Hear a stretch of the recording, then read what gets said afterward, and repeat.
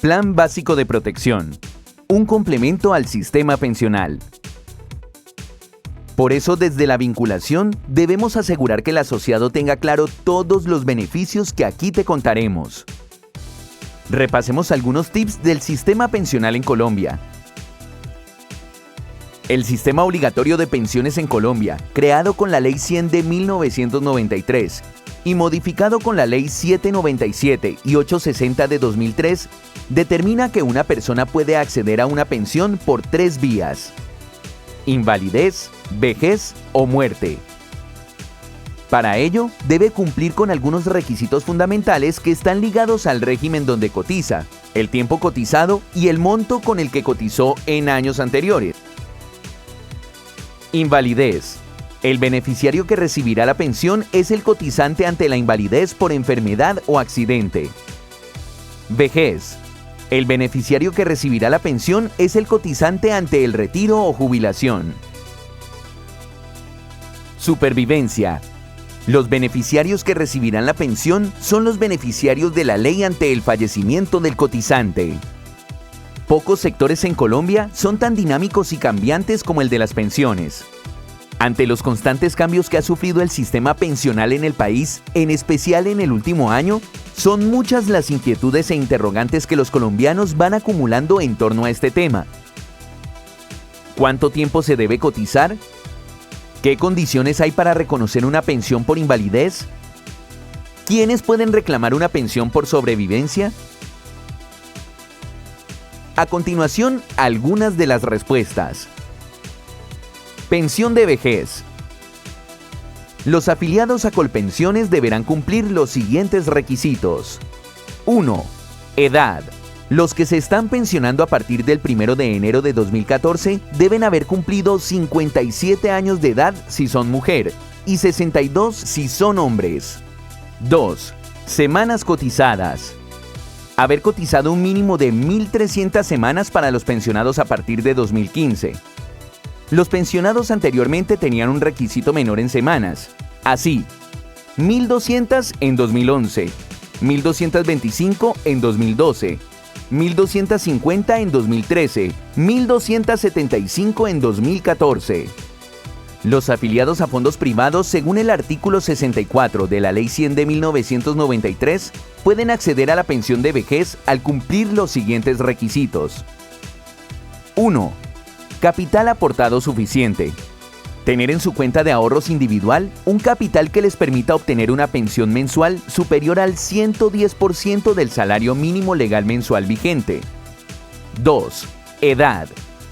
A cualquier edad se podría pensionar si cumple el requisito de capital suficiente. Pensión por invalidez. Se otorga a las personas que por cualquier causa de origen no profesional y no provocada intencionalmente pierden el 50% o más de su capacidad laboral. Sin embargo, el afiliado debió haber cotizado por lo menos 50 semanas dentro de los últimos 3 años anteriores a la fecha de la invalidez. De lo contrario, no tendrá derecho a la pensión. Dependiendo de la gravedad de la invalidez, se determina el monto a recibir de la pensión. Con una pérdida de la capacidad laboral entre el 50% y el 65%, solo recibirá el 45% del promedio del salario con que cotizó los últimos 10 años, por las primeras 500 semanas cotizadas, es decir, aproximadamente 10 años. Por cada 50 semanas trabajadas adicionales, recibirá un 1.5% más. Si se pierde el 66% o más de la capacidad laboral, recibirá el 54% del promedio del salario con que cotizó en los últimos 10 años, por las primeras 800 semanas cotizadas, es decir, aproximadamente 16 años. Por cada 50 semanas trabajadas adicionales, recibirá un 2% más.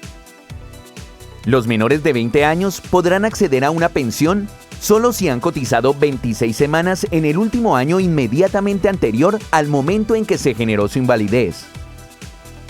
En todo caso, ninguna pensión puede ser inferior a un salario mínimo legal vigente, ni superior al 75% del ingreso base de cotización, es decir, del promedio del salario con el que cotizó en los últimos 10 años laborados. Pensión de sobrevivientes. Se otorga a los beneficiarios del pensionado o del afiliado que fallezca habiendo cotizado como mínimo 50 semanas dentro de los últimos 3 años anteriores a la fecha de su muerte. Si la persona que fallece ya estaba pensionada por vejez, el monto de la pensión será del 100% del monto de lo que estaba recibiendo.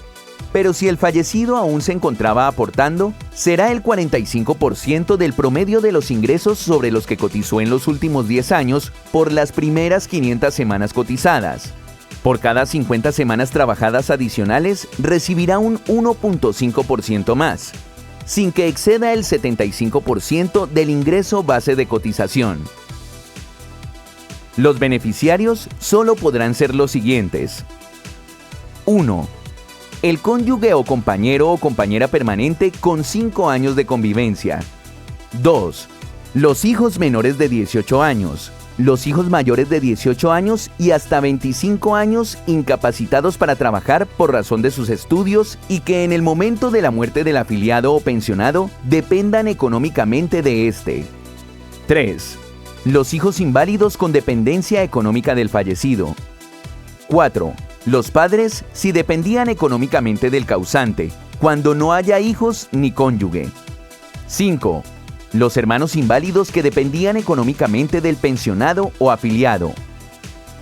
Estas son las 3 pensiones que establece el Sistema General de Seguridad Social, que rige a partir del 1 de abril de 1994 para todos los habitantes del territorio colombiano, excepto para los beneficiarios del régimen de transición y para la Policía Nacional, Fuerzas Militares, Magisterio y Ecopetrol.